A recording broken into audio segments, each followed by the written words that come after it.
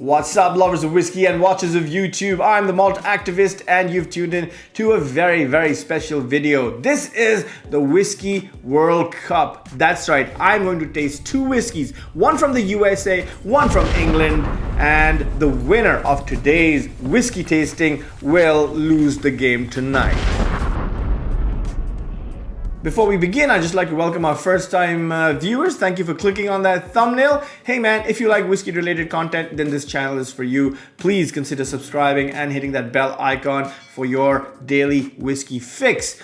To my returning viewers, thank you so much for your continued patronage. I will forever be in debt to you. And finally, to my YouTube members as well as my Patreon gang, you guys are awesome. You're the reason this channel is up and running today. So let's get on with the video.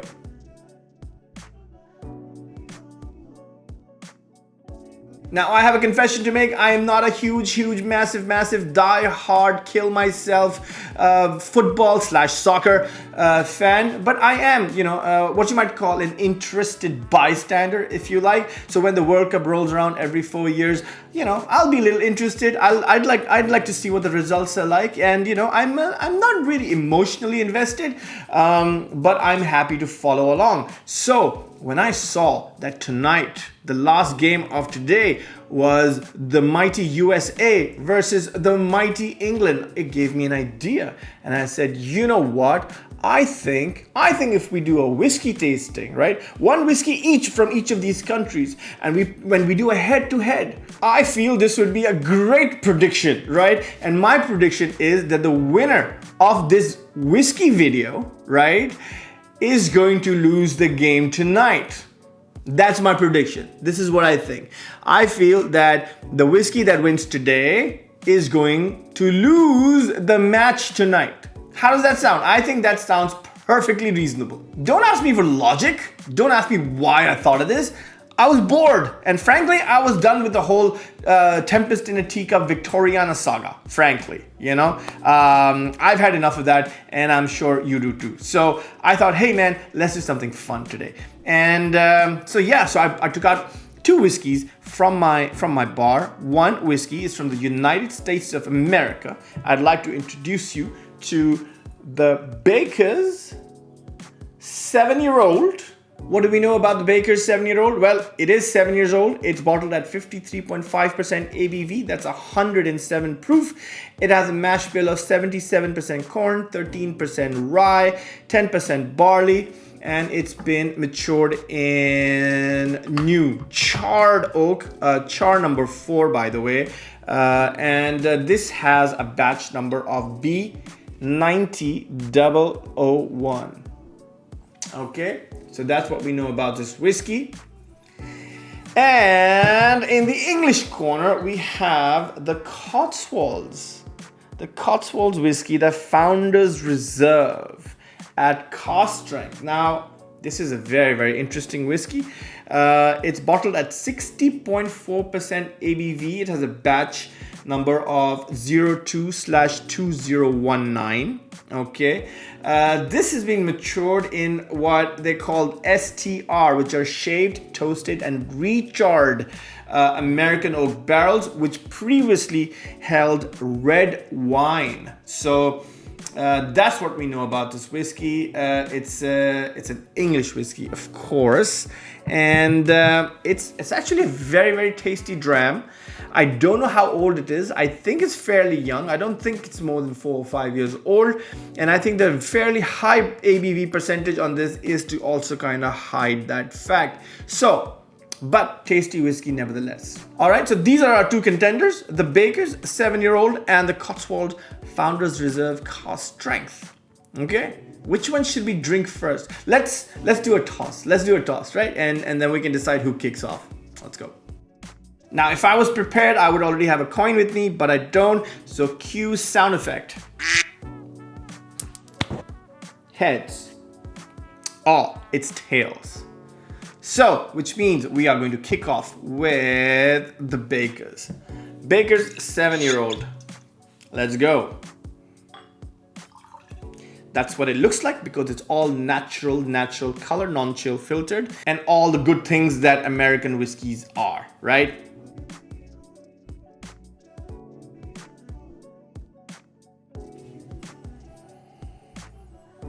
Ah, lovely nose. Lovely, lovely, lovely, lovely, lovely nose. Woo! Quite strong, singed my nose hair.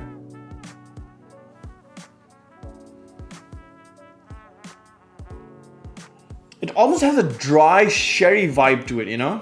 So it's quite floral. I get lots of wild red berries, very dark raisins, cinnamon toast, lots of vanilla, toasted wood, butterscotch. Wow. Oh, ultimately beautiful nose. One of my favorites, man. Whoa, nice. In fact, I just realized I'd done a high strength bourbon tasting the other day. I don't know why I didn't include this. I think I took it out and I forgot. Or I think I had 5 already and then I said I'll use this for something else. Well, that's what we're using it for. So yeah, good nose, absolutely nothing wrong with it. Time to drink.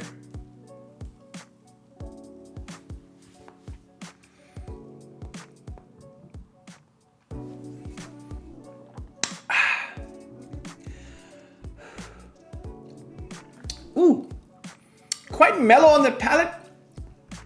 I thought it'd be stronger than that, but you know, that's fine. Ooh, it's okay, coming in now. It's coming back in layers, comes back in layers.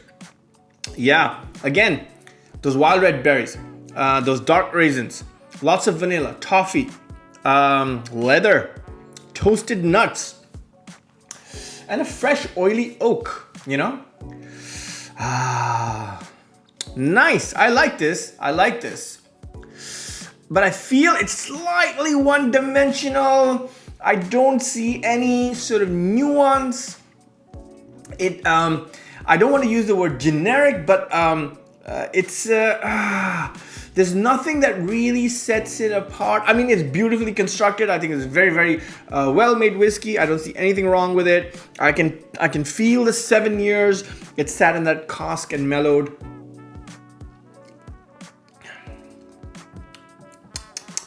Yeah, something slightly bitter at the end, but in a good way, in a very, very good way, in like a roasted coffee bean sort of way, toasted oak sort of way. Which, you know, which is, you know, nothing wrong with that at all, and I really, really like it. Wow. So we could grade it, but hell, what the hell? Let's just grade it. So I'm going to give this 7.5 B plus. 7.5 B plus. Very above average. Good whiskey. I like it. Do you think the Cotswold does better? I don't know. Remember, whoever wins today loses the match tonight. Simple as that. You can't be winning at everything, right? You're either good at making whiskey or you're good at playing football, right? You're not doing two things at the same time brilliantly well, right? Where's Scotland? Oh, Japan just beat Germany, didn't they? Their whiskeys are better than Germany. Okay, I take that back. Okay, I'll edit this out. This doesn't... Shit.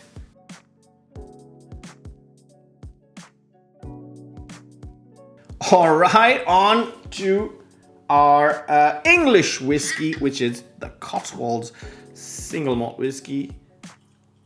Also, my dear friends, there you go. Can you see it? Can you see it? There you go. Of course you can see it. Non-chill filtered, natural color. We really, really like it.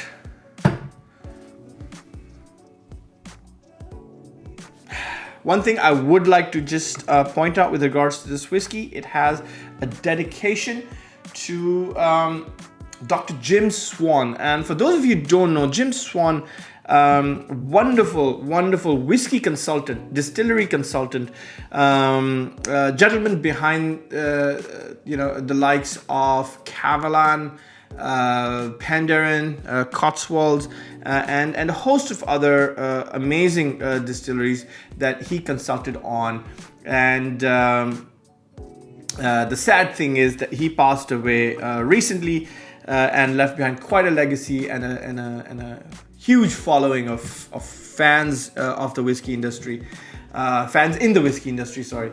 You know, so rest in peace, Dr. Jim Swan. This is just a tip of the hat for all your contribution to the whiskey industry. So thank you. This whiskey, like I said, has been matured in a very a unique cask, the STR, which is shaved, toasted, and recharred, and which was apparently Dr. Jim Swan's favorite. He liked those kind of casks, and he sort of recommended Cotswolds to mature their spirit in this cask, which previously held red wine. So very, very interesting maturation, and made all the more special because it has Dr. Jim Swan's hand to it. So on to the whiskey. Not as forthcoming as the bourbon, I must admit.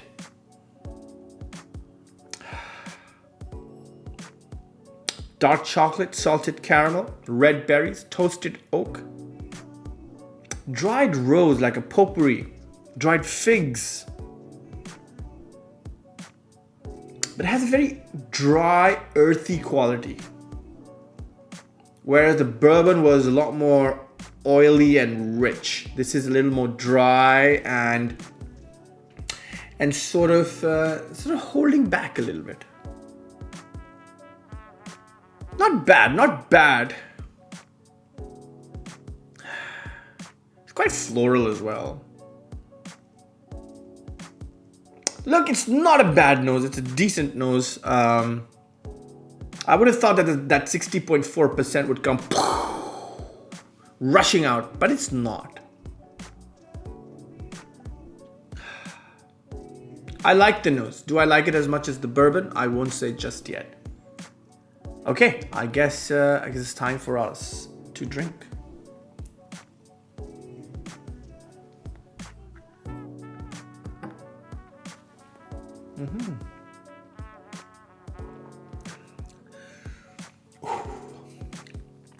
Oh wow.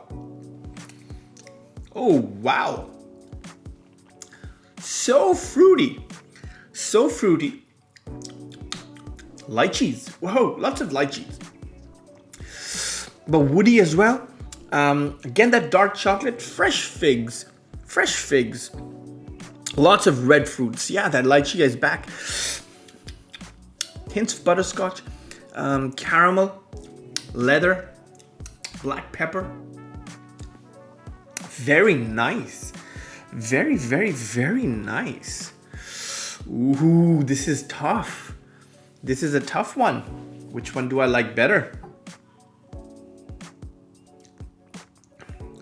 Ooh. I like the fact that it has that red fruit lychee nuance to it that differentiates it from the other whiskeys. Whereas the bourbon was slightly one-dimensional, I'm going to say. So, whoa, this is interesting. I don't know if I can pick a winner because I really like the nose on the bourbon, but I really, really like the palate on the Cotswold. This is tough. Okay, I'm gonna need a minute. All right, come back after a minute. Okay, so wow, I can't pick a winner. I'm gonna be honest. I just can't pick a winner because the palate is just marginally better than the palate of the Cotswolds is marginally better than the Baker's, whereas the nose on the Baker's is marginally better than the Cotswolds. But I think no. I was going to assign a winner, but you know what? I think I'm gonna call this a tie. Yeah, I think I'm gonna call this a tie, which means, wow, does that mean that the game today is gonna be a tie? I don't know.